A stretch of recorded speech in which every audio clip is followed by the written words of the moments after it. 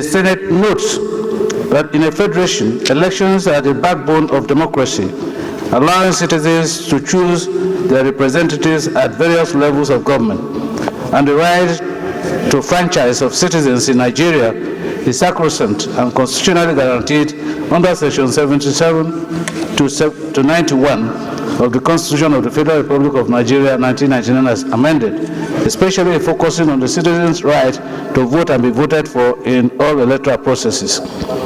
Also, the Senate notes that on the 5th of October 2024, local government council elections were scheduled to hold in Benue State and in other parts of Nigeria. And while the electors excitedly trooped out in their numbers to exercise their franchise to elect leaders who will represent their will at the local councils, they waited for hours in vain, as neither electoral materials nor electoral officers showed up in many parts of the polling stations, and where a semblance of elections took place, winners were denied certificates of return. The Senate further notes that in most places, elections took place in the private homes of the chieftains of the ruling party, making the entire process a mere coronation of candidates of the ruling party, and not a proper election is contemplated under the 1999 Constitution of the Federal Republic of Nigeria as amended. And equally notes that the provisions of Section 197 of the said Constitution, together with the third schedule, Part 2 of the Constitution, have been grossly breached, and the said local government elections of 5th October 2024 in Benue State and in some parts of Nigeria were marred by rampant manipulation, thus thwarting the goal of establishing truly representative local governments in Nigeria. Lord, there was no election. Yeah, you said? No election. There was no election in Benue. Whether APC or what, there was no election.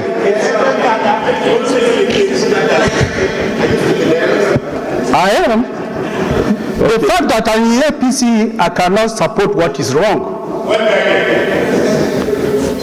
Well, you are not you are a senator of the Federal Republic. Yes. You are not a senator for APC once you enter here. Yes. So I stand to... You are not a senator for PDP. Yes. So you speak in the national interest. But Lord, Mr. President has stand... I've noted your contribution. Mr. Senate President, you will see that all of us from Benue State, from across party lines, have co-sponsored this motion. And it speaks to the fact that this is a matter for our concern, not just as senators, but as ambassadors of the good people of Benue State, who have cried to us and have asked us to voice this charade out in these hallowed chambers for the attention of our colleagues, so that collectively we shall find a way towards resolving this heinous political crime that is being committed at the subnational levels of this country.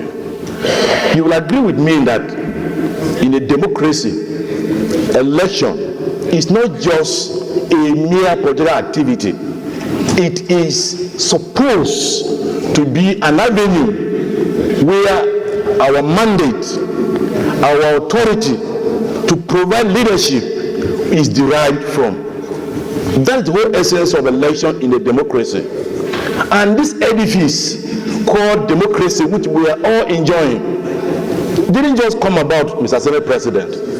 People sacrificed so much to bring about this democracy that is being deliberately deconstructed, destroyed, annihilated, and dismembered by a select few leaders at the subnational level.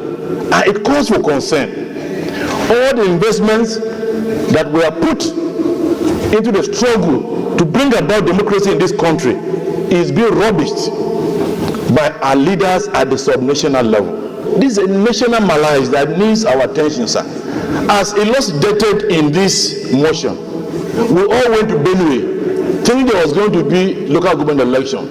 I went to my own council ward, in my own village, only discovered that elections were conducted in Government House and results announced. And to show that they themselves did not believe in what they did, the so-called winners of the election were sworn in at 4 a.m. on Sunday. We woke up on Monday to see pictures that local government councils were inaugurated.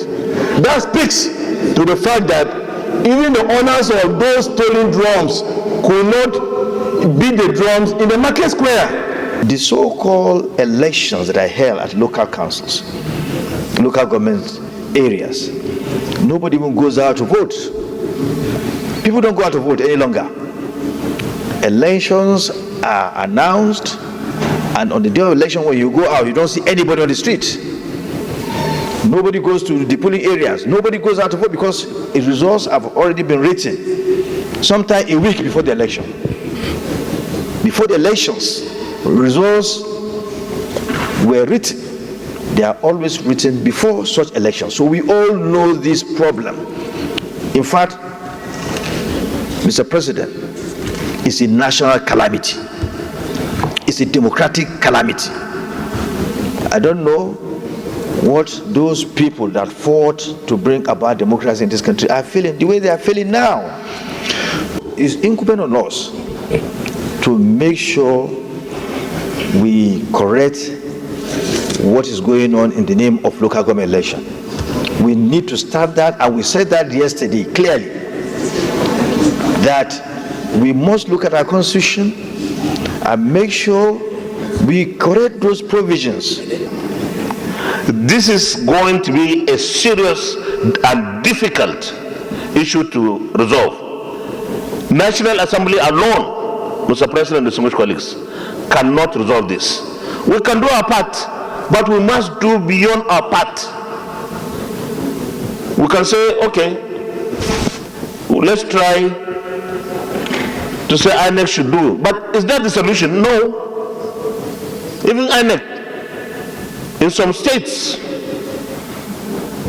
people complain about INEC, but at least the complaints are less. If you want state independent electoral commissions to be removed from the constitution so that only INEC conducts elections for all the local governments and the states and the federation, then you have to have the governors on board. That's reality. Let's not deceive ourselves that we can just pass the law and then it will go to the states and the state house of assembly will comply. They will not. They will listen to their governors. That's the reality. In fact, even if they don't, they will listen to themselves because they think they have power there.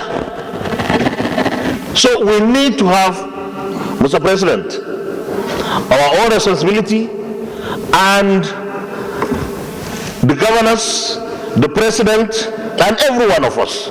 The world needs to know that it is not limited to only the PDP states, that the sham of local government election goes beyond party lines.